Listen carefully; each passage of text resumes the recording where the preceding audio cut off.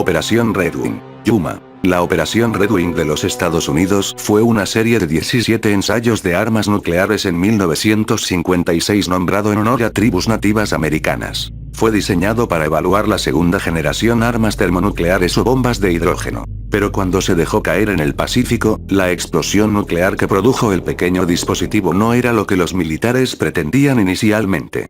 La cuarta prueba durante la Operación Red Wing se llevó a cabo con las más pequeñas y ligeras ojivas nucleares del proyecto. El arma fue nombrada Yuma en honor a la Reserva India en el suroeste de Estados Unidos. Con un diámetro de 5 pulgadas y un peso de solo 96 libras, Yuma estaba destinado a caber dentro de un misil de defensa aire-aire. También fue una de las primeras pruebas de la tecnología de fusión utilizada para miniaturizar y aumentar el rendimiento de las bombas. Por el contrario, una ráfaga de fusión inicial más pequeña desencadena una inmensa reacción de fisión que trae la devastación asociada con el estándar armas nucleares. El 27 de mayo de 1956, Yuma fue arrojado al Pacífico, isla de Aomón. En lugar de encender un combustible lleno de plutonio explosión, la explosión inicial no detonó la segunda reacción. La pequeña explosión nuclear, conocida como Fischle, fue de solo 190 toneladas, o aproximadamente el 1,2% de la fuerza de la bomba lanzada sobre Hiroshima.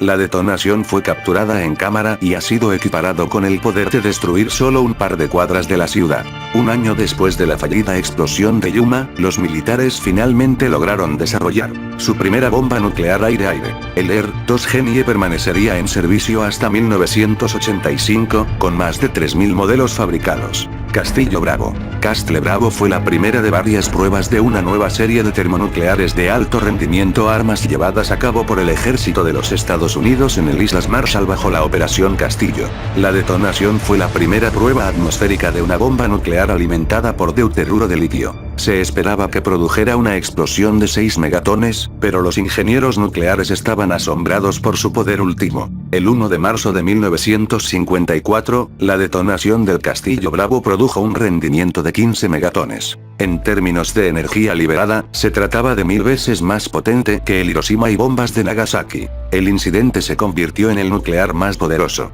explosión que los Estados Unidos alguna vez ha detonado. El error de cálculo se produjo porque los ingenieros solo se considera que el isótopo de litio, 6 es reactivo. Este isótopo representó el 40% del litio contenido. El 60% restante fue el isótopo de litio, 7, que produjo un flujo de neutrones mayor de lo esperado y contribuyó al aumento de la detonación producida. La explosión envió una nube en forma de hongo gigante casi 22 millas en el aire, dejando un enorme cráter de 250 pies de profundidad. La lluvia radiactiva de la explosión cubrió más de 7.000 millas cuadradas, incluidos los habitantes atolones de Rongela y Utirik. También se extendió por los mares, dañando innumerables flora y fauna marítima. Esfuerzos de evacuación organizados por los Estados Unidos y las Naciones Unidas demostraron ser demasiado lentos para prevenir la exposición letal a la radiación. En el atolón de Rongelap, polvo blanco que se asemeja a la nieve caía del cielo mientras los niños pequeños jugaban con él. 1 hora y media después de la detonación, los restos de radiación llegaron a la pesca japonesa. Buque Lucky Dragon No. 5, que fue de 80 millas al este del sitio de prueba en el medio del océano. 23 tripulantes sufrieron síndrome de radiación aguda, y el gobierno japonés expresó su indignación no mucho después. La lluvia radiactiva gaseosa continuó extendiéndose más allá los atolones y en todo el mundo. Se descubrieron algunos rastros de material radiactivo en India, Australia, Europa, Japón y el Estados Unidos. La explosión provocó la indignación internacional por la moralidad de las pruebas de atmósfera termonuclear. Las consecuencias del Castillo Bravo también han sido vinculado a un episodio de varios tipos de cáncer como leucemia y cáncer de tiroides en el residentes de atolones. A pesar de la indignación, la trágica historia de Castle Bravo, el error de cálculo no detuvo las pruebas termonucleares. Operation Castle continuó con una serie de ensayos nucleares en las Islas Marshall. Durante 12 años, entre 1946 y 1958, la Estados Unidos realizó 67 armas nucleares experimentos en el Océano Pacífico. Blue Hill Prime. En 1962, Estados Unidos llevó a cabo la Operación Fishbowl, una serie de armas nucleares a gran altitud, pruebas de la isla Johnson en el Océano Pacífico. La prueba fracasó espectacularmente cuando el tormisil balístico que portaba la bomba sufrió una válvula atascada, lo que hace que pierda empuje y derramar combustible en la cámara de empuje abrasadora, donde se encendió y envolvió el cohete en llamas. Los oficiales militares enviaron inmediatamente un comando para destruirlo, pero sus esfuerzos rápidamente fracasaron. Según la operación Pecera inicial, plan, las pruebas nucleares a gran altitud fueron para llamarse Blue Eagle, Starfish y Urraca. Si una de las pruebas falló, el siguiente intento tomaría su nombre al agregar la palabra principal.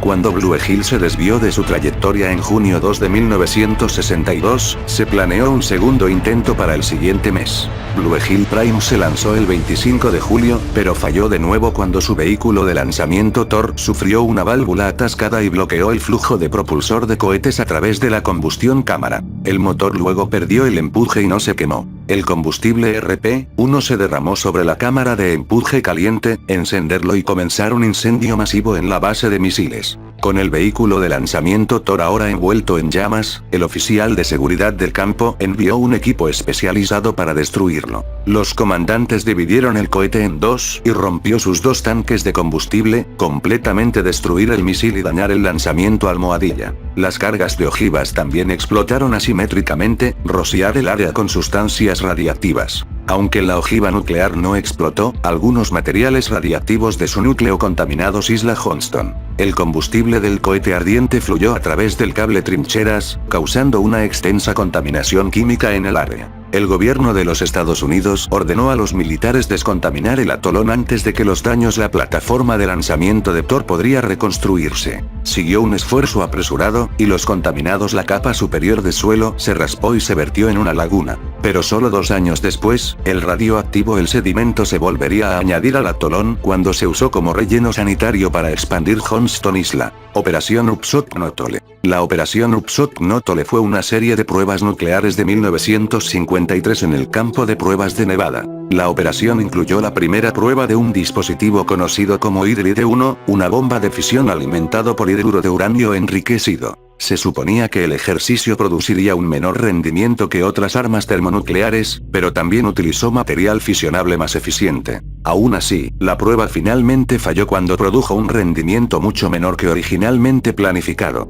Se estima que 18.000 Departamento de Defensa Personal y miembros de los 4 servicios armados participó en la operación Upshot-Knotole, programa como observadores y maniobras tácticas para apoyar actividades y estudios científicos. El disparo de Hydride-1 RUT se disparó en 31 de marzo de 1953. A pesar de que produjo una bola de fuego en cámara lenta, la prueba finalmente falló y fracasó, lo que resultó en un pequeño rendimiento de 200 toneladas, una fracción mucho menor de su explosión prevista de 1,5 a 3 kilotones. Para agregar al fracaso, el arma solo se vaporizó el tercio superior de la torre de 300 pies desde la cual fue detonado, partes de ella esparcidas por el mar, y el núcleo inferior restante se dejó en pie. Se probó un segundo Hydride-1 2 semanas después usando deuterio y una concentración diferente de uranio enriquecido en su sólido esférico fosa. Tenía el mismo peso y dimensiones que su predecesor, con solo un combustible de pozo diferente mezcla. La prueba RAI se realizó sobre un torre de 100 pies el 11 de abril. Aunque le fue un poco mejor que el prueba de RUT, todavía se realizó muy por debajo expectativas. La detonación produjo un rendimiento de 220 toneladas, aproximadamente una décima parte de su explosión prevista de 0,5 a 1 kilotones. Aunque consideradas fracasos totales, RUT y RAI contribuyó con muy poca contaminación por lluvia radiactiva al medio ambiente circundante. Operación Upshot-Knotole, sin embargo, dosificada. Los más de 20.000 soldados con peligrosos niveles de radiación. También liberó unos 35.000 kilocurios de yodo radiactivo a la atmósfera, lo que resulta en la exposición civil a la radiación que ascendió a 89 millones de personas RATs de tejido tiroideo exposición. El incidente de Banneberry. Después de que se prohibiera el Tratado de Prohibición Parcial de Pruebas de 1963 todas las explosiones nucleares sobre el suelo, los países llevaron sus detonaciones a la clandestinidad. En una de esas pruebas en el sitio de pruebas de Nevada en 1970, los militares detonaron un 10 kilotones nuclear de 850 pies bajo tierra que no podría ser contenida, resultando en consecuencias desastrosas. El Tratado de Prohibición Parcial de Pruebas, firmado por el Estados Unidos y otras 120 naciones, prohibidas pruebas de armas nucleares en la atmósfera, espacio exterior y submarino. El tratado estaba destinado a detener la propagación de materiales nucleares a la atmósfera y limitar la exposición humana a radiactivos peligrosos caer. En consecuencia, muchos países recurrieron a métodos peligrosos, tomando la dirección de hacer pruebas subterráneas. El 18 de diciembre de 1970, Estados Unidos llevó un juicio clandestino que más tarde se convirtió conocido como el incidente de Banneberry. Durante la prueba de Banneberry en Nevada Test Sitio, una bomba nuclear se redujo a un pequeño agujero de 7 pies de diámetro. Una vez que el dispositivo estuvo a 900 pies bajo tierra, la bomba atómica fue detonada. A unos 300 pies de distancia de la explosión, una fisura abierta en el suelo y una enorme nube de polvo radiactivo se derramó hacia el cielo. El hongo nube se podía ver tan lejos como Las Vegas, y las consecuencias extendieron todos los caminos a California. Para una bomba relativamente pequeña, Banneberry había un impacto inesperadamente significativo en la atmósfera. Aunque los trabajadores del gobierno que operan en el área fueron evacuados, cientos quedaron expuestos a la radiación. En un informe oficial, la Comisión de Energía Atómica señaló que casi 500 automóviles estaban contaminados y tuvo que ser rociado y aspirado con un dispositivo especial antes de ser devuelto a sus dueños. La investigación también estableció que la exposición humana estaba dentro de los límites establecidos, reglas y limitaciones de seguridad. Pero 2 hombres con alta exposición a la radiación eventualmente contrajeron leucemia y sus familias pasaron años luchando por compensaciones y abogando contra las pruebas nucleares subterráneas. Los tribunales finalmente dictaminaron que el manejo de la situación fue negligente pero no es responsable, y no se otorgaron daños y perjuicios. El sitio de prueba y las pruebas nucleares posteriores fueron cerrados durante 6 meses mientras las autoridades investigó la causa del accidente, finalmente atribuyéndolo a un contenido de agua anormalmente alto en el medio que rodea el punto de detonación. Eventualmente se establecieron nuevas reglas para limitar la exposición potencial de los trabajadores a la radiación al caer.